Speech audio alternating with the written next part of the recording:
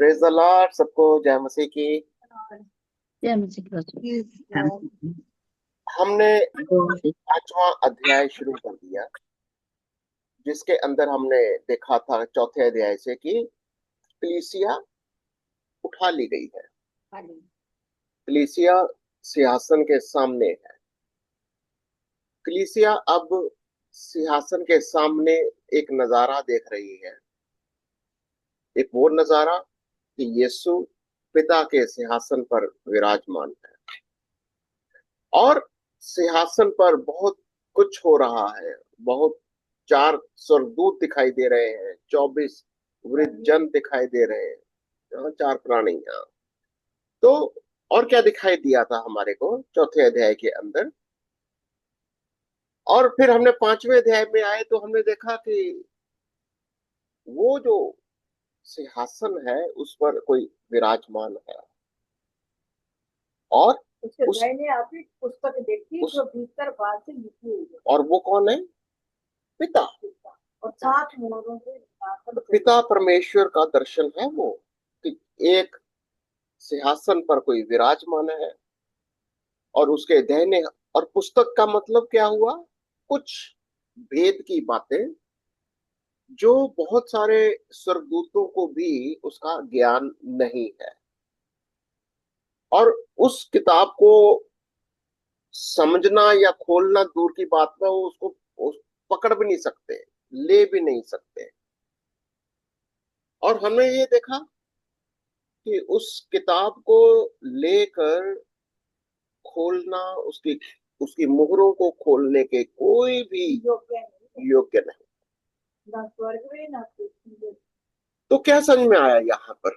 वो कह रहा है कि अब यहाँ पर जो स्वर्ग के अंदर जो प्राणी है, ये कौन है? पृथ्वी के ऊपर भी कुछ प्राणियों की, कुछ लोगों की जो भी योग्यता है, उम्मीद की जाती है स्वर्गिक स्टैंडर्ड के हिसाब से कि वो किताब लेने के योग्य होने चाहिए। पर लेकिन मिला नहीं, कोई कोई नहीं मिला। कहने का मतलब क्या है?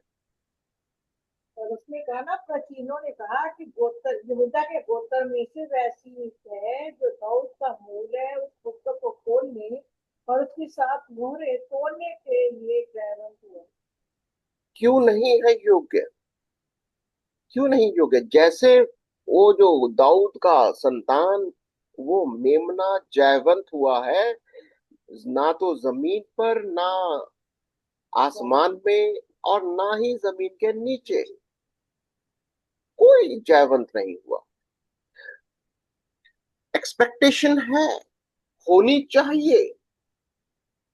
जमीन पर भी जितने भी लोग हैं, जितने भी जैसे राजा लोग हैं, मेमना क्या है? राजा है। मेमना स्वर्ग का राजा है और जमीन पर ये भी राजा लोग हैं। उम्मीद की जाती है, होना ये चाहिए कि तुम्हारे को भी जयवंत होने का मतलब ये ज्ञान तुम्हारे पास होना चाहिए, ये अथॉरिटी तुम्हारे पास होनी चाहिए। पर लेकिन है नहीं है, तुम्हारे पास वो योग्यता नहीं है। प्रिंसिपल क्या निकला? प्रिंसिपल क्या निकला? जितनी भी किंगडम्स हैं, जितने भी राज्य हैं, जमीन के हो, क्योंकि जमीन पर किसका राज्य है? संसार का। असल में ये राज्य किसको दर्शाते हैं? आसमानी राज्य को, स्वर्गिक किंगडम को। क्योंकि जो भी इस जमीन के ऊपर, इस धरती पर राज्य कर रहा है, उसका स्टैंडर्ड आसमानी होना चाहिए, स्वर्गिक। क्योंकि स्वर्ग में पिता परमेश्वर एक किताब लेकर बैठा हुआ है। उस किताब में वो न्याय की बातें हैं, उद्धार की बातें हैं, वो भेद की बातें हैं। किसी के पास भी वो ज्ञान नहीं है, अथॉरिटी नहीं है, समझ नहीं है। अब प्रॉब्लम क्या है? प्रॉब्लम ये है कि संसार के राजा इसी मेमने का विरोध करते हैं। क्या? कि मेमने के पास यानी यीशु मसीह के पास स्वर्गिक अधिकार है, वो राजाओं का राजा है। अब परमेश्वर का न्याय तो होगा। तो इस पिक्चर को मैं फिर से चाहूंगा कि आप इसको फिर से आप थोड़ा ध्यान में लगाइए कि जो हम देख रहे थे कि पिक्चर को मैं कैसे बना रहा था। आप याद है कि कैसे हो रहा था? उस स्वर्ग के अंदर क्या हो रहा था? कलीसिया उठा ली गई, और कलीसिया जो है वो किधर गया? वो, हाँ, ये यहाँ 8 तक कर लिया था ना हमने कि ये प्राणी जो है ये लोगों की दुआओं को, प्रार्थनाओं को वो सिंहासन तक पहुंचा रहे हैं। और संसार और स्वर्ग में क्या हो रहा था? स्वर्ग में मैं यहाँ पे ये थोड़ी जगह यहाँ पर यहाँ लिखता हूं। स्वर्ग में क्या हो रहा था? स्वर्ग में एक सिंहासन, यहाँ पर मैं पीरियड को भी दिखाता हूँ। यहाँ पर 7 साल का पीरियड है, ये 7 years का पीरियड है ये। और इधर से स्वर्ग में एक कलीसिया है, ये लड़ा से ये कलीसिया के लोग हैं, और यहाँ पर एक सिंहासन है,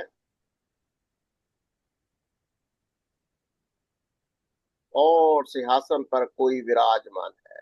पिता भी है, पुत्र भी है, और उसके इर्द गिर्द बहुत सारे दूत हैं, और वो सारा जो भी हम देख रहे हैं, 24 वृद्धजन है।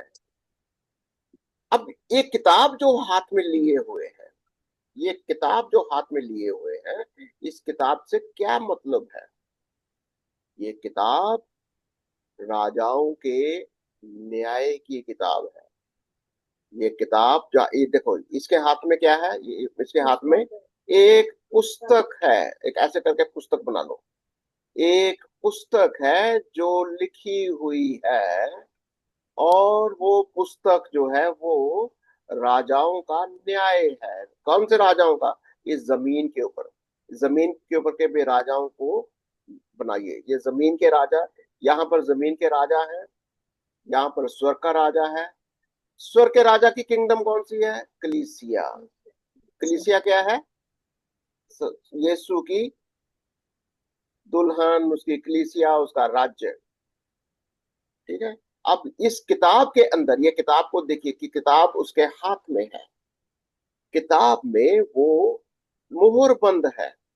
मोहर बंद है। मोहर बंद के अंदर, इसका मतलब ये ज्ञान राजा के पास है। सिर्फ कौन सा राजा है? वो यीशु मसीह। यीशु मसीह सिर्फ वो ही एक मेमना है। कहता वो ही एक मेमना है, वो ही एक दाऊद की संतान है जो इस किताब को लेने के योग्य है। क्या? क्योंकि इस किताब के अंदर परमेश्वर का न्याय है, परमेश्वर की धार्मिकता है, उद्धार है, कि लोगों का उद्धार कैसे होना है। अब ये किताब लेकर वो खड़ा हो गया, या यीशु ने किताब वो ले ली। ये सोचो, ये यीशु है कलीसिया के साथ, इसके पास ये किताब लेने का अथॉरिटी है। ठीक है। जमीन पर क्या हो रहा है? जमीन के ऊपर जितने भी राजा, संसार के राजा, ये देखो, ये संसार के राजा हैं, ये लोग संसार के राजा हैं। अब इनका अथॉरिटी, इनका किंग न्याय कैसे होगा? इस स्टैंडर्ड के हिसाब से। ये वाला स्टैंडर्ड है क्या? जो पुस्तक न्याय की है, उद्धार की है, अगर तुम इस स्टैंडर्ड पर नहीं उतरे, खरे उतरे हो, तो तुम्हारा न्याय होगा। ठीक है। तो आज हम इसको आगे डेवलप करेंगे कि स्वर्ग में क्या हो रहा है। जब ये स्वर्ग में 9वीं आयत को पढ़ेंगे। 9वीं आयत में क्या?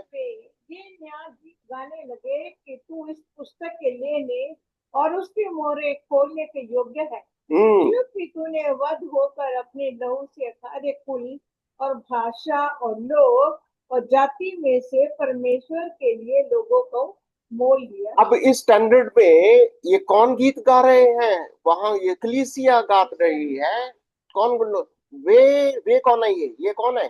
कलीसिया ये न्यायाधीश गाने लगे कि जो स्वर्ग में है, जो सिंहासन के सामने है, वो कलीसिया गीत गा रही है। क्या गीत गा रही है, आपको क्या लगता है? तो इस पुस्तक को लेने और मोहरे खोलने के योग्य। क्यों?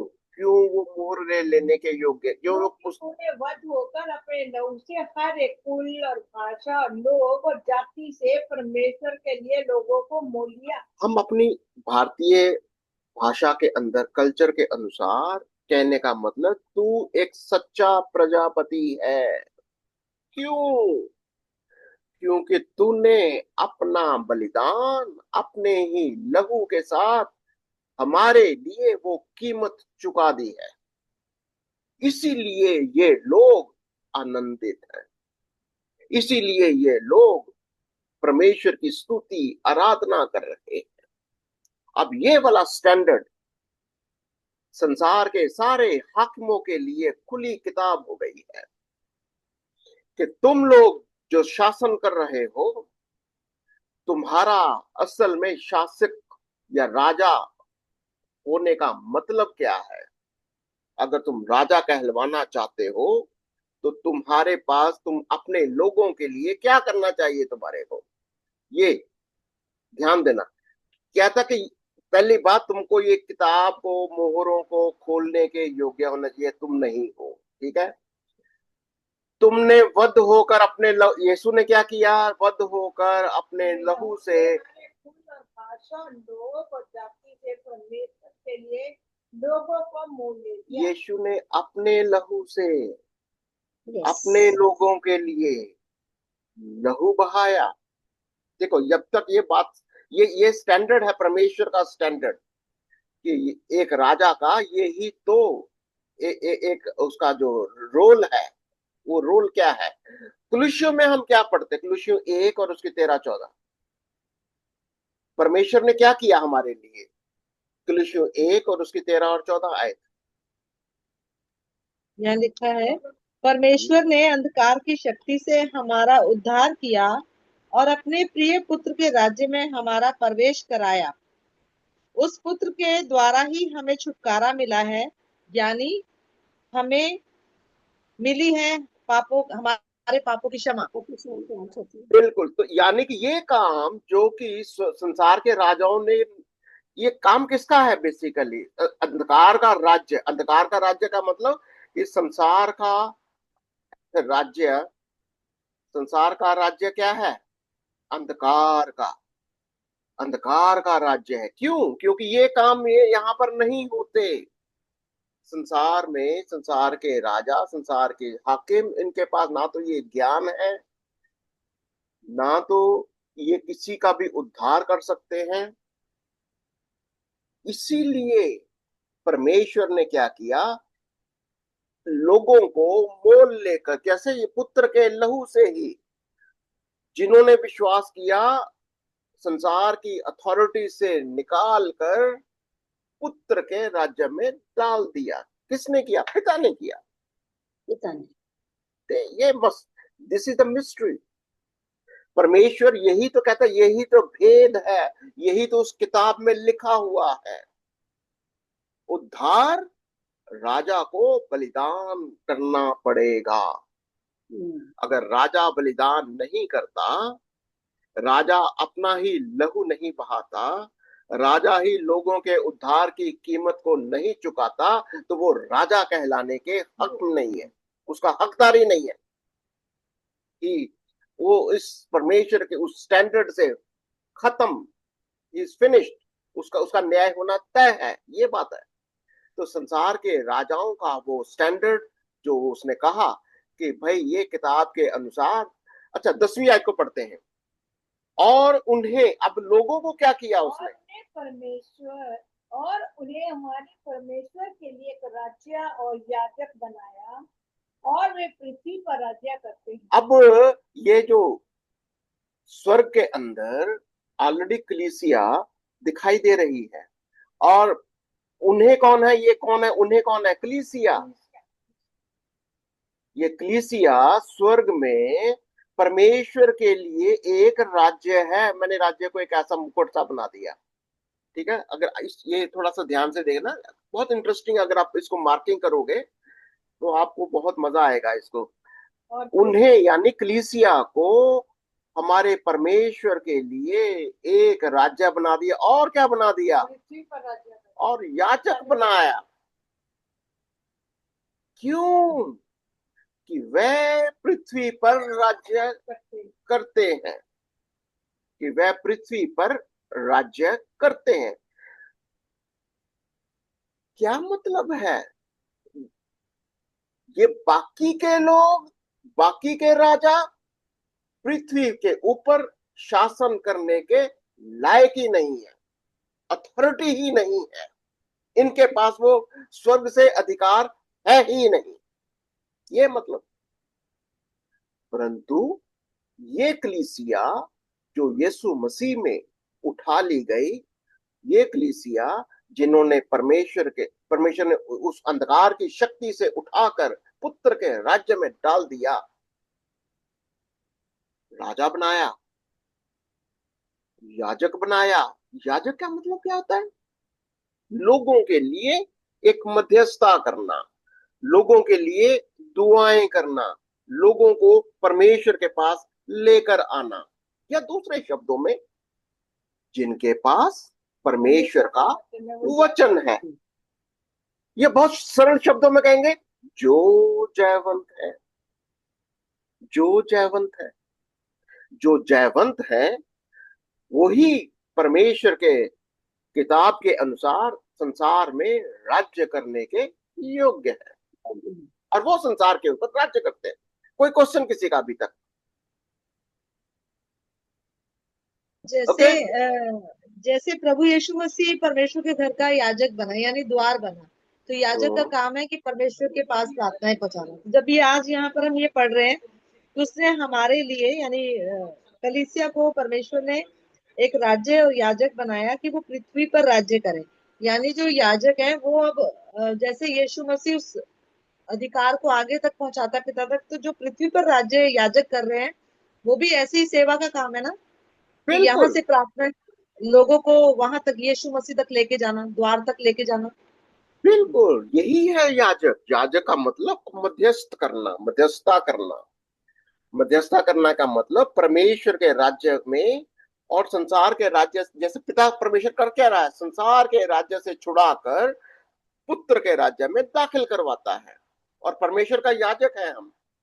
परमेश्वर के याजक का मतलब हम भी लोगों को संसार के राज्य से, अंधकार की शक्तियों से छुड़ाकर हम पुत्र के राज्य में दाखिल करवाते हैं। ये मध्यस्थता का काम है, ये मेल वाली बात। मिलाप करना, जैसे मेल मिलाप करना।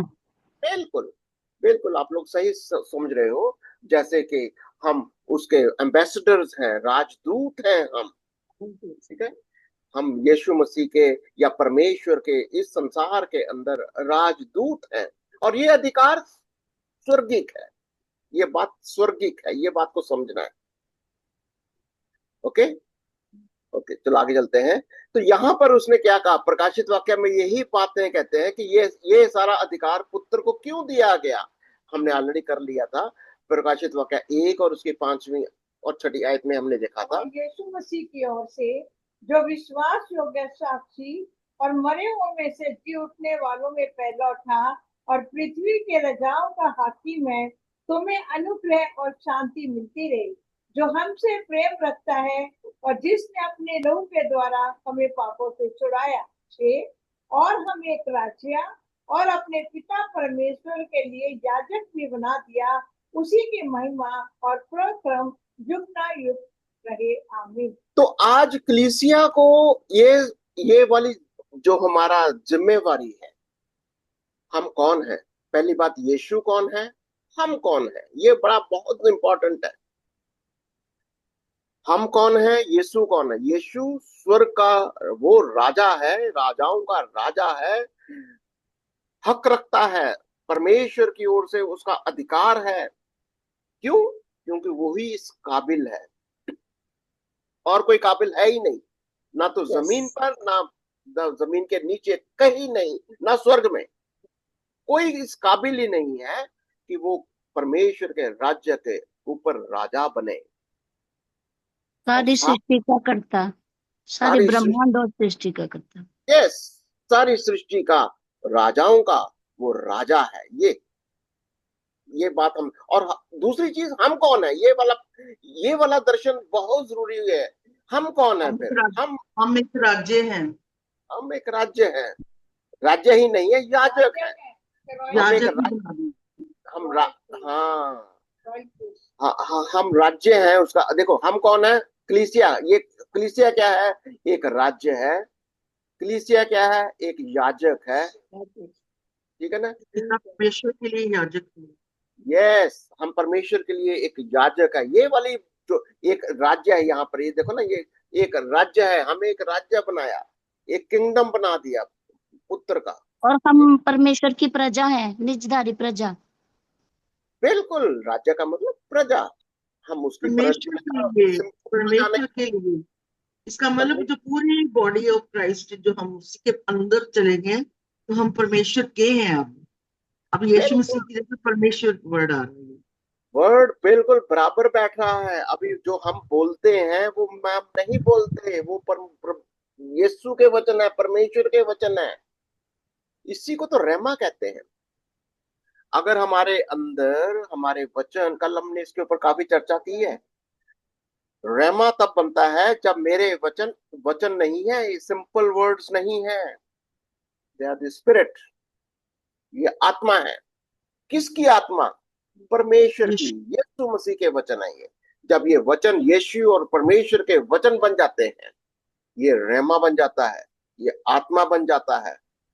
और अगर यीशु के वचन नहीं है तो वे संसारिक, एक ऑर्डिनरी इंसान, जैसे कोई किताब में कोई वचन लिखे हुए हैं, लोगोस, सिंपल वर्ड, कोई भी कुछ भी बोल रहा है, कुछ भी, वो परमेश्वर के स्टैंडर्ड से बहुत नीचे है, बहुत नीचे है। बल्कि न्याय के लिए उसको उठाकर फेंक देगा। बिल्कुल, ये बात बनती है कि जो भी उसके स्टैंडर्ड से, उसी को तो पाप कहा जाता है। पाप क्या चीज है? परमेश्वर के स्टैंडर्ड से नीचे उतर जाना, उसके स्टैंडर्ड से खरा नहीं उतरना, दैट इज द सिन। वो पाप है। और हम परमेश्वर के स्टैंडर्ड को हमारे जीवन के अंदर, यही तो है, यही फर्क है। जब कलीसिया, उसकी राज्य, उसके याजक यीशु के स्टैंडर्ड है, यीशु का स्टैंडर्ड हमारा स्टैंडर्ड, परमेश्वर का स्टैंडर्ड हमारा स्टैंडर्ड, ये है। यीशु में हूँ। यस, इन क्राइस्ट जीसस, यीशु मसीह में है हम। ओके, और कुछ नई बात आ रही किसी के माइंड में? तो आगे चलते हैं। देखो, 3:21 में हमने क्या पढ़ा था? जो विजयी होगा, यीशु मसीह क्या है? जयवंत है। जो जय पाए, जो जय पाए, मैं उसे अपने साथ अपने सिंहासन परमेश्वर पर बिठाऊंगा, हम्म, जैसा मैं भी जय पाकर अपने पिता के साथ उसके सिंहासन पर बैठ गया। अब यीशु मसीह का मतलब, यीशु मसीह के बराबर कौन है? कलीसिया का क्या एक एक जन। कलीसिया क्यों? यानी यीशु जयवंत है, कलीसिया जयवंत है। तो जयवंत होना सबसे पहला क्वालिफिकेशन का हो अभी, कि अगर हम जयवंत नहीं हैं, किसके ऊपर? पाप के ऊपर। पाप, पाप की शक्ति। अगर देखो, ये संसार जयवंत क्या नहीं है, उसको वचन ही मालूम नहीं, पहले पॉइंट पर ही फेल है। भेद की बातें पता ही नहीं, परमेश्वर का वचन पता ही नहीं। अगर आपको स्टैंडर्ड ही मालूम नहीं है, आप जयवंत क्या हो गए थे? फेलियर हो तुम। तो उसको जयवंत होने के लिए यीशु मसीह, इसलिए वो किताब लेने के अथॉरिटी के साथ किताब लेता है। उसने उस किताब के वो एक एक पन्ने के एक एक बात को, एक एक उसकी आज्ञा का पालन किया। और यीशु मसीह, जब हम इस बात को समझ लेते हैं, कलीसिया उसी मार्गदर्शन पर चलता है। अगर हमको जयवंत होना है तो कैसे चलना है? जैसा यीशु क्रूस उठाकर जयवंत हुआ, हम भी अपना जैसे अपना यीशु। क्रूस उठाकर, जैसा यीशु जयवंत होता है, पाप और पाप की शक्ति अंधकार की शक्तियों के ऊपर जयवंत हुए, हमें भी जयवंत होना है। जो जय पाए, जो जय पाए। और 3:21 में क्या लिखा, प्रकाशित वाक्य 3:21 में, मैं उसे ये सिंहासन पर बैठने का अधिकार दूंगा। एक राजा का फर्ज क्या होता है? एक राजा का, देखो, जमीन के ऊपर जितने भी शासक हैं, आज संसार के अंदर प्रॉब्लम क्या है? प्रजा, अपने देखो, जगह नहीं जब देना मांगती, हम्म वो अपना सिंहासन नहीं देना मांगती किसी। अथॉरिटी नहीं देना। डेमोक्रेसी क्या चीज है? बेसिकली ये वर्ड डेमोक्रेसी कहां से आया? लोगों का अधिकार। परमेश्वर अपना अधिकार लोगों को दे देता है। सिंहासन तो दूर छो, वैसे कुर्सी नहीं छोड़ना मांगता कोई अपनी, ये सिंहासन तो बड़ी दूर है। परमेश्वर का वचन, ये डेमोक्रेसी जो है, बेसिकली परमेश्वर राजा अपना अधिकार लोगों को दे रहा है, अपनी प्रजा को दे रहा है, ये बात है। यानी प्रजा की आवाज, परमेश्वर की आवाज। क्या बात है? आज हमको डेमोक्रेसी का मतलब समझ में आ रहा है। असली डेमोक्रेसी स्वर्गिक है। पर लेकिन जो इस डेमोक्रेसी को बिगाड़ता है, जो इस वचन को बिगाड़ता है, ना तो वो खुद जयवंत है, ना वो लोगों को जयवंत होने देता है। आपको इसका एप्लीकेशन अगर आपको समझ में आता है तो जरूर आप बातचीत करिए। और मैं उन यूट्यूब व्यूअर्स को भी मैं कहूंगा, आप डेमोक्रेसी का असली मायना बताइए कि बाइबल क्या कहती है। What is democracy? डेमोक्रेसी का मतलब राजा अपने अधिकार, खुली किताब है। जो लोग हैं उस किताब को, उस नियमों को, उसका पालन भी करते हैं और लोगों को इसके बारे में जागरूक भी करते हैं। वो डेमोक्रेसी है। आगे मैं इसको आगे नहीं बढ़ाऊंगा। आप बताइए मेरे को कि क्या कहता है वो, कि जब मैंने ये देखा, मैंने देखा हम्म, तो उस सिंहासन और उन प्राणियों और उन प्राचीनों के चारों ओर बहुत से स्वर्ग दूतों का शब्द सुना, जिनकी गिनती लाखों और करोड़ों की थी। और वे ऊंचे शब्द से कहते थे कि वध किया हुआ मेमना की सामर्थ और धन और ज्ञान और शक्ति और आदर और महिमा के धन्यवाद के योग्य है। अब ये जो खड़े हुए ये लोग कौन थे? ये सब जयवंत लोग हैं। ये सब देखो, ये सब जयवंत कौन है? ये जितने भी उस सिंहासन के सामने खड़े हैं। जयवंत का मतलब जैसा यीशु जयवंत है, वैसे ही ये लोग जयवंत हैं। जिनकी गिनती लाखों करोड़। ऑलरेडी से स्वर्ग में दर्शन है ये। बहुत सारे लोग जयवंत हैं, जैसा उनका राजा, उनका लीडर यीशु मसीह जयवंत है, ये लोग भी जयवंत हैं। ठीक है। और स्तुति कौन कर रहा है? स्वर्गदूत। ये जितने भी चारों, देखो, ये चार दिखाई दे रहे हैं ना, ये स्वर्गदूतों के लीडर्स हैं, टॉप ऑफ द लैडर। ये जो चार दूत हैं, ये सराप हैं। वो दूत जो सारे सारे जितने भी स्वर्ग दूत हैं, इनके नीचे आते हैं, किंगडम्स हैं ये। इसलिए मैंने कहा ये चारों स्वर्गदूत किंगडम्स को दर्शाते हैं। इसका मतलब ये क्या कहना चाहते हैं? स्वर्ग में क्या घोषणा हो रही है? स्वर्ग में घोषणा हो रही है कि जो राजा हुआ समर्थी है और धन और ज्ञान और शक्ति और आदर और महिमा और धन्यवाद के योग्य। और जयवंत लोग भी उसकी स्तुति करते हैं। सिर्फ उसकी स्तुति का करने का मतलब कौन ना, जो जय पाए। जो जयवंत लोग हैं वही उसकी आराधना और स्तुति कर सकते हैं। अगर कोई जयवंत नहीं है, अगर उसका सिंहासन, देखो, बोला जब सिंहासन पर बैठाता हूं, उसका मतलब क्या है? कल मैंने आपको बताया था, एक जो जय सरकारी ऑफिसर, गवर्नमेंट में अथॉरिटी वाली पोस्ट जो भी होती है, इसका मतलब क्या होता है? कि अपनी अपॉइंटिंग अथॉरिटी को वो रिप्रेजेंट करता है। अगर आप एक अपॉइंटेड ऑफिसर हो, आप आईएएस हो या आईपीएस हो, गजेटेड ऑफिसर हो, जो भी, अगर आपकी अपॉइंटिंग अथॉरिटी कौन है, एक क्लास 1 गजेटेड ऑफिसर की अपॉइंटिंग अथॉरिटी कौन होती है? Government of India. कौन? प्रेसिडेंट।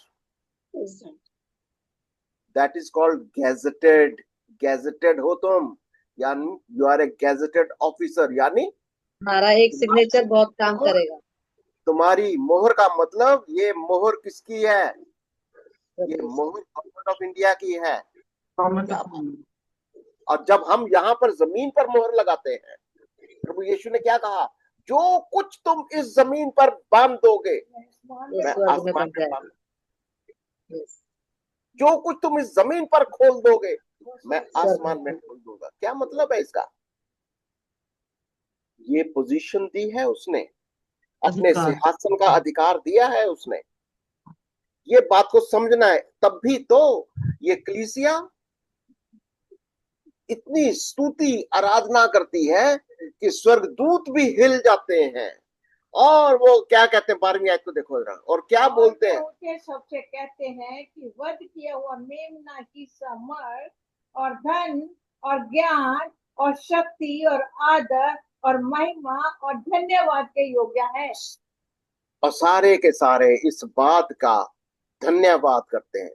किस बात के लिए वो शुक्रगुजारी करते हैं? किस बात के लिए?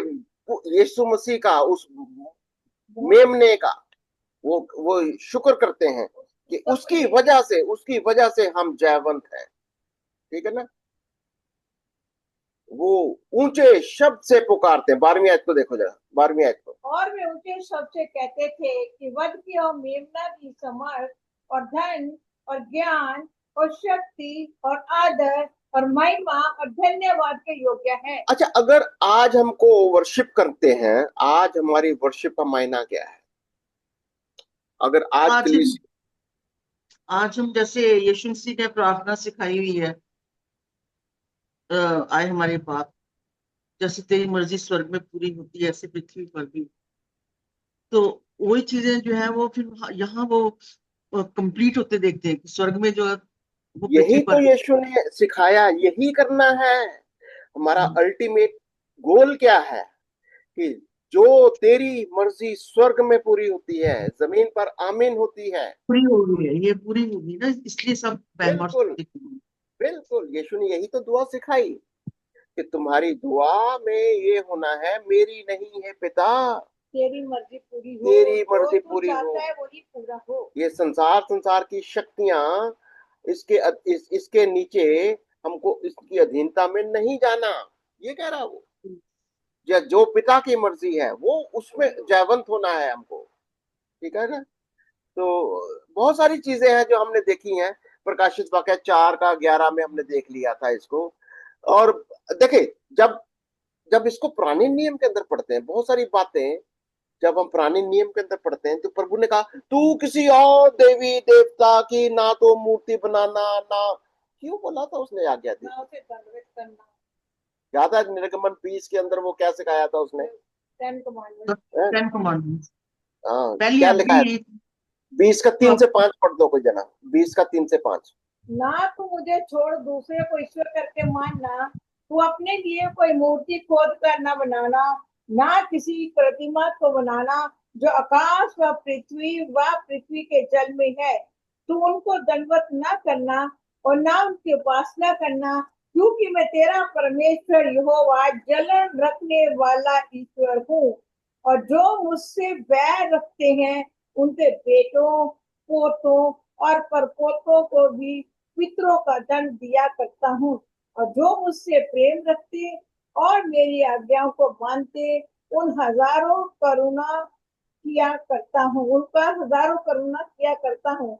तू अपने परमेश्वर का नाम व्यर्थ ना लेना, क्योंकि जो यहोवा का नाम व्यर्थ ले वे उसको निर्दोष ना ठहराए। देखो, संसार के अंदर जो राजा लोग होते हैं, असल में राजा किसको दर्शाता है? राजा जो होता है संसार का, वो किसको दर्शाता है? वो परमेश्वर को। परमेश्वर का वो रूप होता है। जो भी राजा होता है, राजा परमेश्वर का रूप होता है। अगर वो राजा परमेश्वर के स्टैंडर्ड्स पर नहीं खरा उतरता है तो वो राजा है क्या? वो नहीं,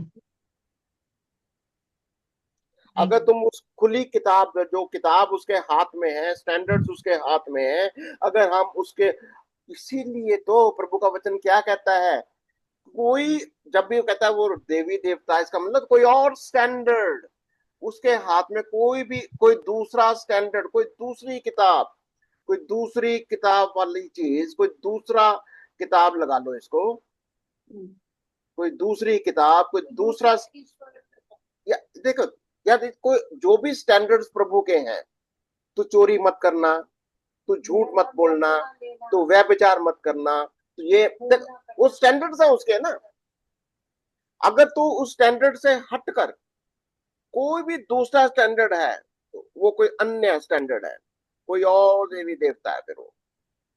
अगर तू किसी दूसरे स्टैंडर्ड को लेकर चलेगा, कोई और वचन को, कोई और किताब को तू फॉलो करेगा, तो प्रभु का वचन क्या कह रहा है? वो वचन कह रहा है कि तू किसी की, या तो उसकी, ना तो तू मूर्ति बनाना, ना चाहे वो आकाश के ऊपर हो, चाहे जमीन के नीचे हो, कहीं भी, क्योंकि किसी भी प्रकार की तो मूर्ति की पूजा ना करना। यानी मूर्ति पूजा क्या होती है बेसिकली, आपको क्या लगता है?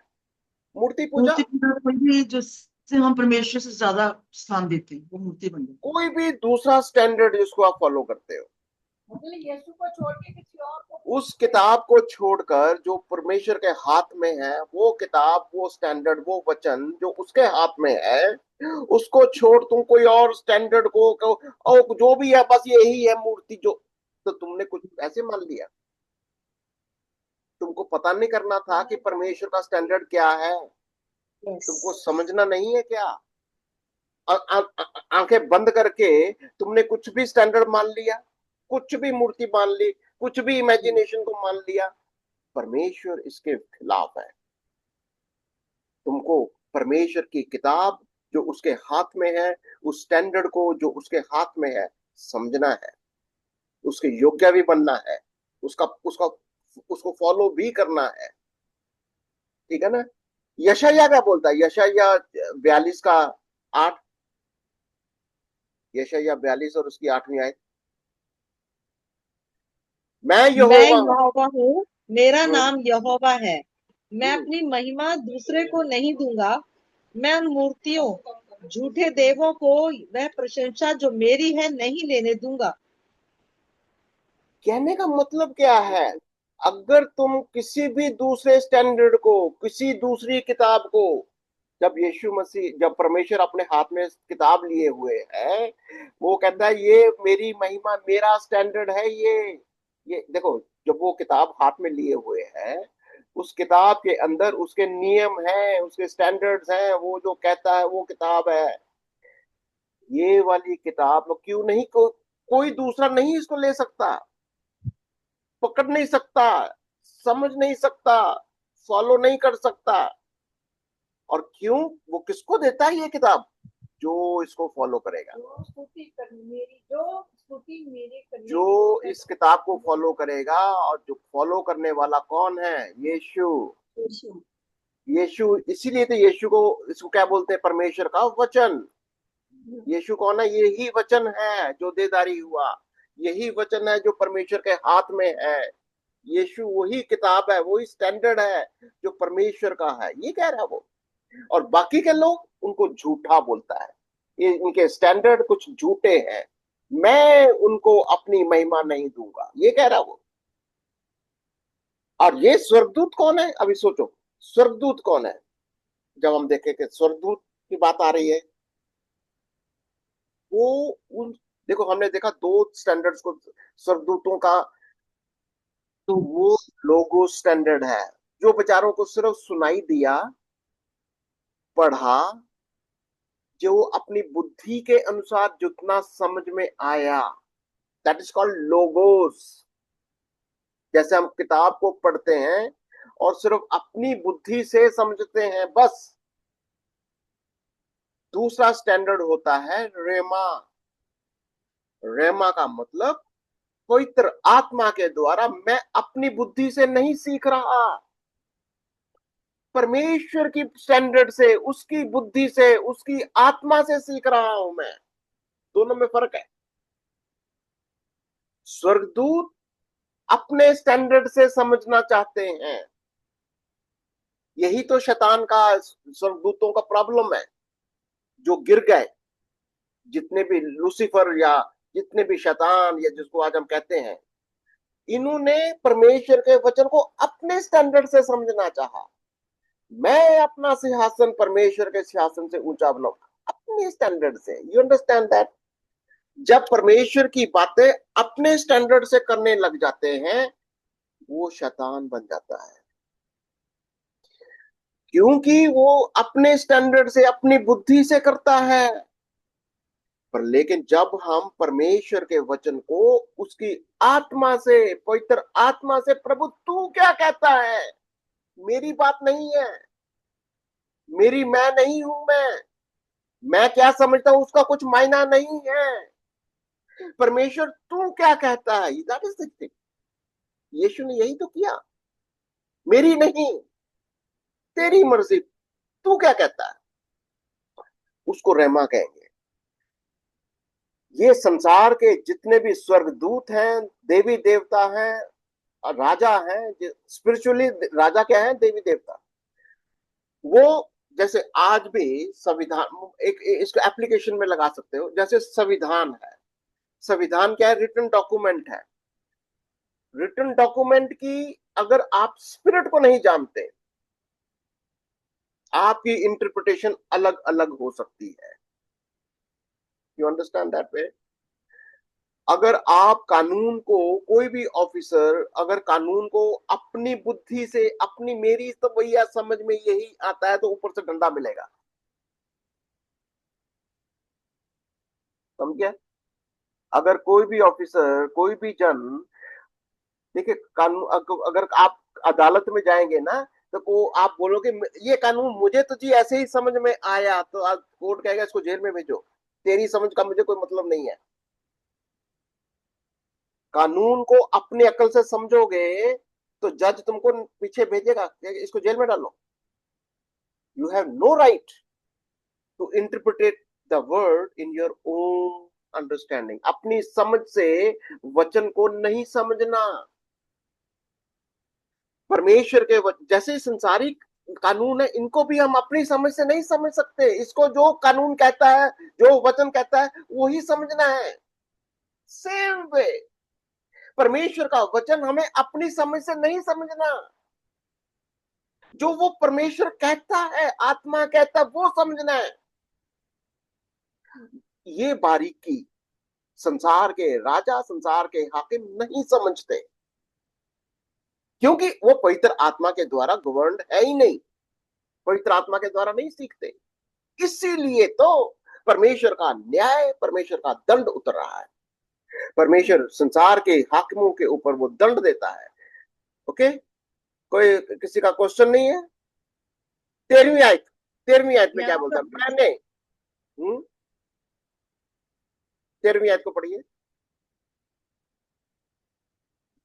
13वीं आयत को।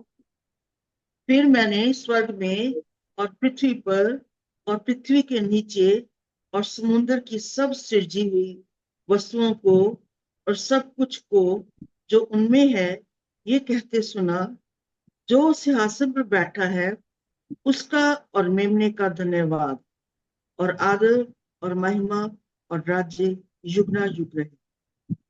क्यों? क्योंकि वो जयवंत हुआ है, क्योंकि वो जयवंत हुआ है। और ये देखो, ये जो जयवंत होने वाली बात ये है, जितने भी राजा हुए, संसार की शक्तियां हुई, स्वर्गदूत हुए, उन्होंने परमेश्वर के वचन को अपने स्टैंडर्ड से, अपनी बुद्धि से, अपने तरीके से समझना चाहा और लोगों को भी वही समझाया। देखिए, इसलिए मैं कहता हूं परमेश्वर के वचन को कभी भी अपने स्टैंडर्ड से मत पढ़ो। जैसे जैसे ब्रदर जी अभी रेवलेशन 19 की 10 वर्स में हमने अभी पढ़ा, उसमें भी वहां पर जब यूहन्ना ने सुना तो वो गिर पड़ा, यस, तो उसने कहा कि तू ऐसे मत झुक मेरे आगे। यानी हमें इन चीजों के बारे में बहुत अवेयर होना चाहिए, सही से जानना चाहिए। आत्माओं को परखो इसीलिए कहा गया, अपनी सोच और समझ से नहीं। Yes yes yes. और उसने कहा मैं तेरा तेरे भाइयों का संगी दास हूँ। ये तो यहाँ पर वो स्वर्गदूत इस बात को समझते हैं। अभी ये स्वर्गदूतों में भी दो कैटेगरी हैं। देखो, जिसको आज हम शैतान बोल देते हैं, क्या शैतान क्या चीज है? वो हर चीज को अपना बोलता है, मेरी सोच है, ये मेरा मानना है, मेरा। तो परमेश्वर के स्टैंडर्ड को नहीं लेता, इसी को तो शैतान कहते हैं। तो यही तो प्रॉब्लम आज के लोगों के साथ है। आज अगर कोई भी आपके पास कोई भाई बहन कोई भी अगर ये सोचता है कि मेरी समझ में जो आता है वो ही फाइनल है, खतरनाक है वो खतरनाक है। यस, आज मतलब जिस बात में परमेश्वर मिले की महिमा नहीं है, उसका आदर नहीं है, वो कहीं ना कहीं संसारिक सोच ही है। जैसे अभी हमने 12 में पढ़ के आया कि वो लोग ऊंचे शब्द से कहते थे कि वध किया हुआ मेमना सामर्थ धन और ज्ञान और शक्ति और आदर महिमा के योग्य, धन्यवाद के योग्य है। तो वो उस बात को समझाते थे। तो हमें भी इन चीजों का ध्यान देना है कि आज संसार में रह के कहीं ना कहीं हम इन बातों में फंस जाते हैं। हमें बिल्कुल सही ज्ञान ना होने के कारण हम ये बातों में चले ही जाते हैं, ये चीजें आ जाती हैं। बिल्कुल। देखो, वो स्वर्गदूत भी बोलता है कि भैया मेरे पैरों में मत गिर, मैं कोई स्टैंडर्ड नहीं हूं। मेरे पैरों में मत जू, मैं भी तेरे जैसा हूं भाई। मैं भी अपनी नहीं, परमेश्वर की इच्छा को, उसके स्टैंडर्ड को देखता हूँ, उसकी आराधना कर। देखो, बड़ी इंटरेस्टिंग आयत है वो कौन सी 19 है ना, देखना जरा आगे। 19 की 10 19 की 10 पढ़ो जरा, कोई जना। यहाँ लिखा है, और मैं उसकी उपासना करने के लिए उसके चरणों में गिर पड़ा, किंतु वह मुझसे बोला, सावधान, ऐसा मत कर। मैं तेरे और तेरे बंधुओं के साथ परमेश्वर का संगी सेवक हूँ, जिन पर यीशु के द्वारा साक्षी दिए गए संदेश के प्रचार का दायित्व है। परमेश्वर की उपासना कर, क्योंकि यीशु के द्वारा प्रमाणित संदेश इस बात का प्रमाण है कि उसे एक नबी की आत्मा है। यीशु मसीह को अगर नहीं समझते, जो भी यीशु को नहीं समझ, यीशु का मतलब यीशु ही है, उस स्टैंडर्ड को, उस वचन को, उस किताब को, उसके भेदों को जानता है, उसी ने उसको पूरा किया है। कहता उसकी आराधना कर, वही स्टैंडर्ड है। ये बात तो ओके। तो एक, हाँ जी, कोई जना। 13 आयत जो मैंने अभी पढ़ी थी, उसमें ना देखो सारी पृथ्वी की, समुद्र की, स्वर्ग की, जो जमीन के नीचे है, सब जितनी भी खुदा की सजीव वस्तुएं हैं, वो सब ये कहते सुना सिंहासन पर बैठा है, उसका और मेमने का धन्यवाद और आदर। मतलब पूरी सृष्टि, क्योंकि ये सृष्टि रची किसने है?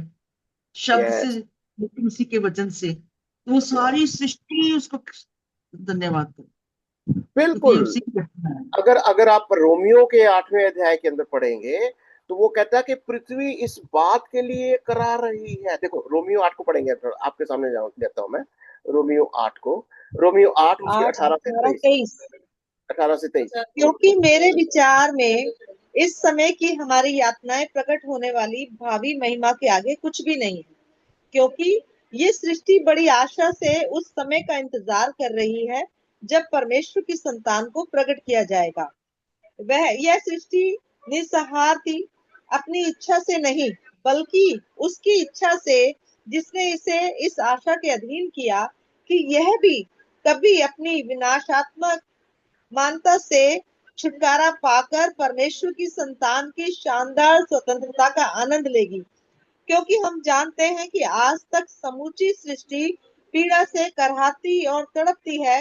न केवल यह सृष्टि जिन्हें आत्मा का पहला फल मिला है अपने भीतर कराहते हैं, क्योंकि हमें उनके द्वारा पूरी तरह अपनाए जाने का इंतजार है कि हमारी देह मुक्ति पा जाएगी। क्या लग रहा है आपको? सारी सृष्टि करा रही है किस बात के लिए?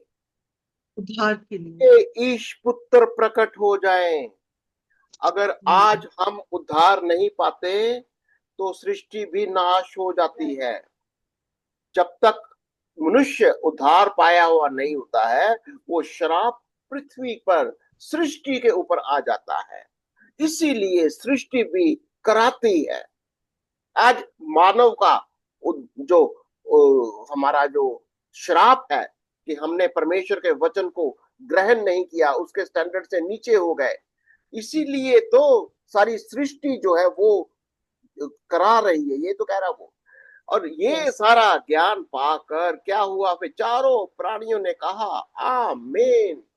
चारों प्राणियों ने गिरकर दंडवत किया। किस बात के लिए दंडवत करते हैं? ये संसार स्वर्ग में किस बात का दंडवत हो रहा है?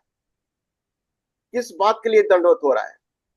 जिस चीज का हम बहुत देर से इंतजार कर रहे थे हाँ, स्वर्गदूत भी देखो, स्वर्ग में भी स्वर्गदूतों में 1/3 स्वर्गदूत उठाकर नीचे फेंक दिए गए। क्यों? क्योंकि कुछ स्वर्गदूतों ने परमेश्वर की किताब को, परमेश्वर के स्टैंडर्ड्स को अपने ही स्टैंडर्ड से समझने की कोशिश करी और परमेश्वर के स्टैंडर्ड से नीचे गिर गए। उसकी वजह क्या हुई? श्रापित हुए। सिर्फ वही श्रापित नहीं हुए, ये संसार के राजा भी श्रापित हुए। संसार की किंगडम जितने भी राज्य हुए हैं सब श्रापित हो गए, और इसीलिए उनके ऊपर दंड आना तय है। चैप्टर 5 में ये स्टैंडर्ड को देखा हमने कि किताब का स्टैंडर्ड परमेश्वर का स्टैंडर्ड है। ये राजाओं को परमेश्वर के स्टैंडर्ड को फॉलो करना है। अगर तुम इस स्टैंडर्ड को फॉलो नहीं करोगे तो परमेश्वर का दंड तुम्हारे ऊपर आएगा। ये हम करेंगे चैप्टर 6 के अंदर, कि चैप्टर 6 के अगला चैप्टर 6 होगा, पढ़ के रखिए इसको, कि परमेश्वर का दंड कैसे उतरता है नीचे, और वो स्वर्ग की शक्तियां कैसे हिल जाती हैं। क्योंकि जो संसार के राजा हैं, जिसको 666 है, ध्यान रखना जरा, नीचे किसका रूल चल रहा है अभी 7 साल के पीरियड में? 666 का। अब उसके ऊपर दंड आने वाला है, कुछ लोगों पर दंड आने वाला है, और जो उसके 666 वाला राजा, जिसको शैतान भी कहेंगे, एंटी क्राइस्ट भी कहते हैं, उनके ऊपर भी दंड आएगा। आप इन चीजों को समझिए, और अगर आपको कोई भी सवाल है, हम आपके सवालों का जवाब देने का पूरा कोशिश करेंगे। और अगर प्रार्थना को कोई विषय है तो जरूर अपनी प्रार्थनाओं को भी हमारे सामने रखिए, हम आपके लिए प्रार्थना भी करेंगे। कोई जना प्रार्थना करेगा हमारे लिए? धन्यवाद धन्यवाद सृष्टिकर्ता सर्वशक्तिमान पिता परमेश्वर, हम आपका धन्यवाद देते हैं पिता परमेश्वर। आपने पूरी सृष्टि बताई पिता परमेश्वर, और सृष्टि आप में बसी पिता परमेश्वर। आप ही सृष्टि हैं और आपने अपने लिए ही सब कुछ रचा पिता परमेश्वर, ताकि जो भी कुछ आपने बनाया, वो बनाने के बाद आपने कहा कि जो कुछ भी बनाया वो सब कुछ अच्छा है और भला है। धन्यवाद देते हैं पिता परमेश्वर आपकी इस भलाई और करुणा के लिए पिता परमेश्वर, जो हम पृथ्वीवासियों को पिता परमेश्वर आपने दी है। धन्यवाद देते हैं पिता परमेश्वर आज की मीटिंग के लिए पिता परमेश्वर, अपने पासवान जी के लिए, पासवान जी के परिवार के लिए पिता परमेश्वर, जो उन्होंने बहुत अच्छे गहरे और डूंगे भेद पिता परमेश्वर हमें समझाए हैं, जो अब तक हमारी समझ से बाहर थे पिता परमेश्वर। जिस तरह से पिता परमेश्वर प्रभु का वचन भी कहता है कि तू अपनी समझ का सहारा ना लेना, वरन पूरी श्रद्धा और विश्वास से प्रभु पर विश्वास रखना और प्रभु से मांगना और वो तुम्हें देंगे। धन्यवाद देते हैं पिता परमेश्वर, हमारे पासवान जी हमें बहुत अच्छी तरीके से समझाते हैं, उन्होंने बहुत अच्छी तरह माहिरियत हासिल करी है पिता परमेश्वर। हम भी उनके साथ रह के पिता परमेश्वर उन भेदों को, उन गहरे वचनों को, और ये आने वाला जो 686 और जो भी पिता परमेश्वर स्वर्ग सिंहासन हिलाया जा रहा है, स्वर्ग दूतों के बारे में, आत्माओं के बारे में, जो भी पिता परमेश्वर हम सीख रहे हैं पिता परमेश्वर, बहुत अच्छी तरीके से और सरल तरीके से जो हमारे पासवान ने हमें सिखाया है, हम उनका दिल से करोड़ों बार धन्यवाद करते हैं पिता परमेश्वर। ऐसे पासवान के लिए धन्यवाद देते हैं, और ऐसे सुंदर और प्यारे अनमोल वचनों के लिए आपका धन्यवाद देते हैं, क्योंकि आपके वचन अनवैल्यूबल है पिता परमेश्वर।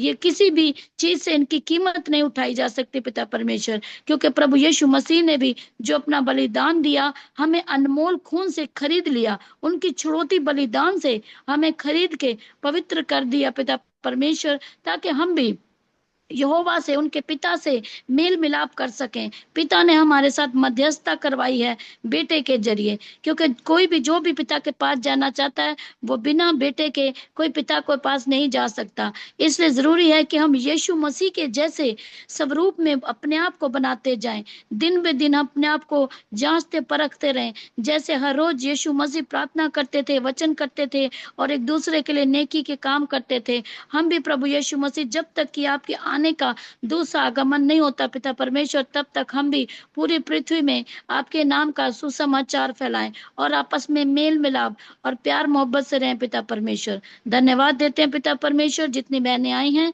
और जिनकी भी जरूरतें पिता परमेश्वर आपकी वेदी के पास रखते हैं। मेरे प्यारे खुदावंदा खुदा प्रभु यीशु मसीह नासरी, आप उन सब की जरूरतों को दया से सुनिए और कबूल कीजिए पिता परमेश्वर। पिता परमेश्वर, आज मैं अपने बेटे प्रिंस के लिए भी प्रार्थना करती हूँ, जो कि उसका पिता परमेश्वर छोटा एक एक्सीडेंट हो गया, अभी उसको स्टिच लग रहे हैं पिता परमेश्वर।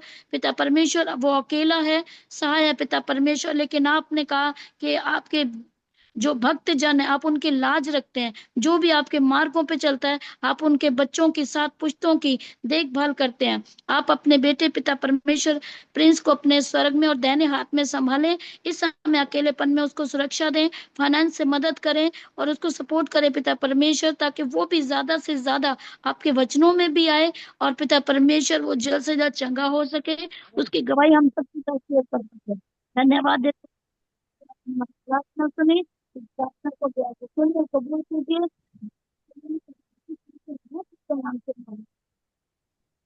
आमेन एंड आमेन। प्रभु आप सबको बहुत आशीष दे।